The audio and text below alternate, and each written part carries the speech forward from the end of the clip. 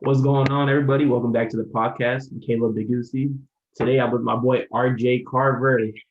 He just got an offer to D1 school, Lamar University, but it was not easy to get there. RJ, how you doing, man? I'm doing good. What's going on? I know we got a lot to talk about today.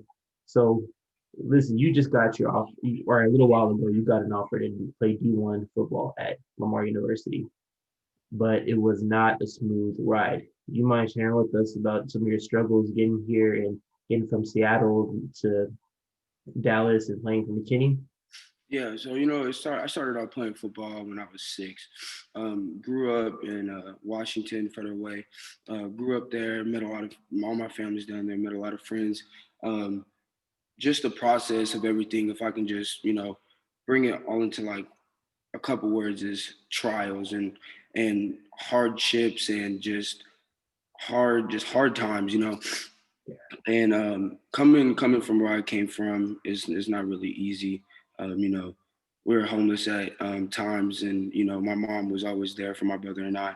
Our dad, he was there. He did a great job, but got into some trouble and got into some health issues, and wasn't really in our life for a little bit. And so my mom stepped up, and we packed up one suitcase each, and moved down to McKinney, Texas. And my aunt, and my uncle, they opened their arms up. They opened their arms up to their house, and let us stay there until my mom got set. She was working 2 jobs. I didn't really see my mom as much. I'd seen her, but the times that I seen her, she was asleep because of all the hard work that she put in to try to, get a roof over our heads.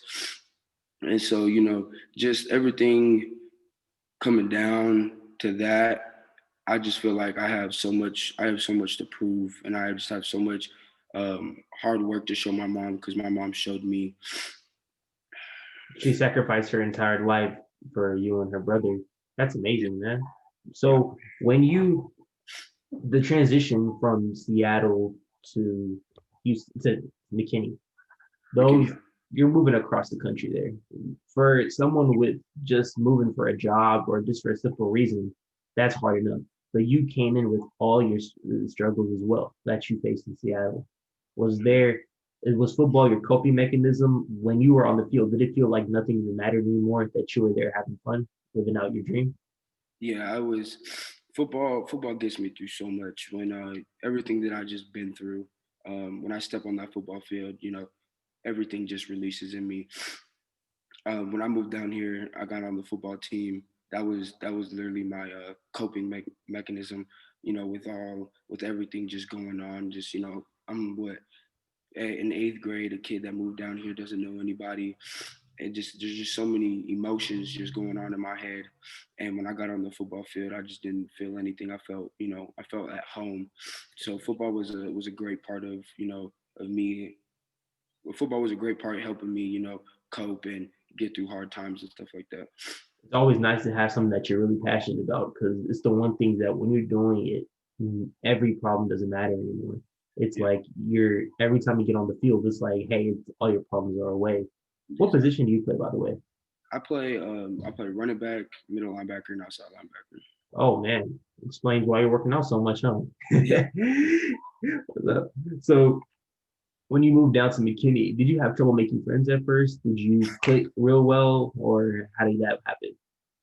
I kind of, it was a kind of a me thing, moving somewhere. I just wanted to move back. So, um, I just was just in a phase of like myself. Like, I was scared to make friends because vitiligo is a big part of my life that happened to me. I was born with vitiligo. It's a pigment disorder, and I have that. And so, growing up with friends back home in Seattle, and then going to grade level, and building that friendship, and then restarting that completely with new people was something I felt like very hard, because it was kind of hard for me to make friends in Seattle. So I was really just self-centered, not shy, but making friends, it was easier as I got on the football team, and made friends, and then those friends turned into me meeting other friends. And so that's really how I really make my friends, is on the football field. Let's touch down on the skin disorder you mentioned. It's called vitiligo. Vitiligo. Vitiligo. Did you have? Was it hard growing up with it? Did you get bullied about it, or how did that work? Yeah, I did. People would call me a cow and just bully me and be like, ew, and stuff like that. And that always just broke me down. And I would go home and talk to my mom about it. And, my parents always told me, like, your skin is beautiful. Like, don't let nobody bring you down. This is who you are. And it was just hard for me to process that as a kid. As a kid, I just wanted to get rid of it. I didn't like it. And we tried to do some sessions, some UAV sessions that would help and get medicine for it, like steroid cream for it to put it on to help it. And then like I just got to a point where I was like, I don't want it anymore. Like, this is who I am. Yeah, So if like someone, me, like me. If you don't, you don't.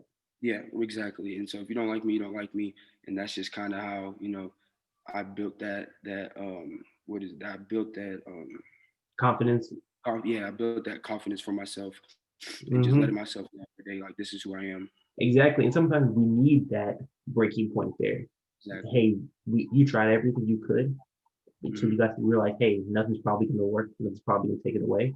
This is who I am. The right people will come. The wrong people will leave. You Right. know. And Exactly. I really admire you, man, going through all that, and you basically showed people that it doesn't matter where you come from, what happened to you, you can accomplish your dreams, right? It's always. Exactly, man.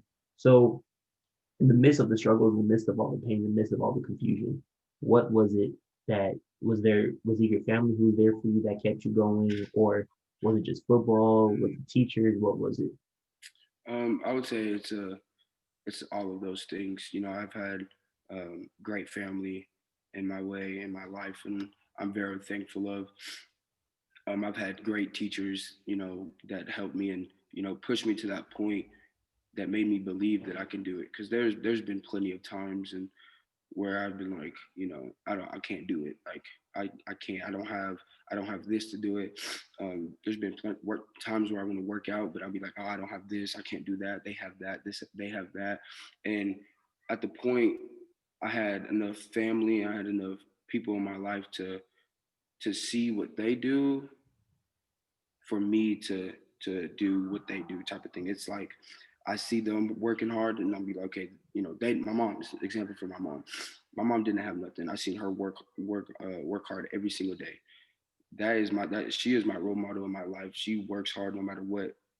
If she has a dollar in her pocket, she's still working as hard as she can. And so that made me, as the years I go on, made me look at my mom as an example of, we were homeless and look where we're at now. Like, Yeah, she always working hard. I can still do anything and accomplish anything that I want if I work hard. absolutely, absolutely. There's always a but if Yeah, you work hard, and the only thing that's gonna drive that um uh what's the word desire to work hard is passion. You know, your passion for football is what drives you. If you don't have a passion for it, it's only gonna be so limited to how hard you work at it. exactly. Exactly, exactly, man. So looking back through everything that happened, right? Whether it's moving, being bullied as a kid, coming here and not knowing everyone, being scared to make friends, being homeless, all those things. So, are you thankful for those experiences? Do you look back at it and say, I wish that never happened?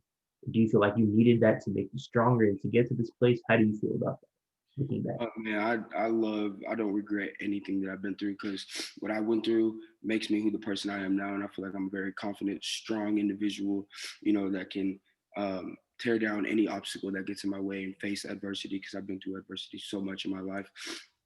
I would never take any second of it. God put obstacles in my way, and God has a path for me, and He's writing it for me. And so, every obstacle that I faced, I believe that God put it in my life for a reason, and Absolutely. so that everything that I've been through makes me who I am now, and I love who I am now, and I don't regret anything about it. You wouldn't be as strong as you were. You wouldn't be as hardworking. You probably wouldn't even ever got that off because you wouldn't be hardworking enough to get that. Exactly, man. So, What are some of your future aspirations? Do you want to help kids that are in the same situation, that had the same situation like you? Do you want to be an entrepreneur? What are your future aspirations? The So NFL?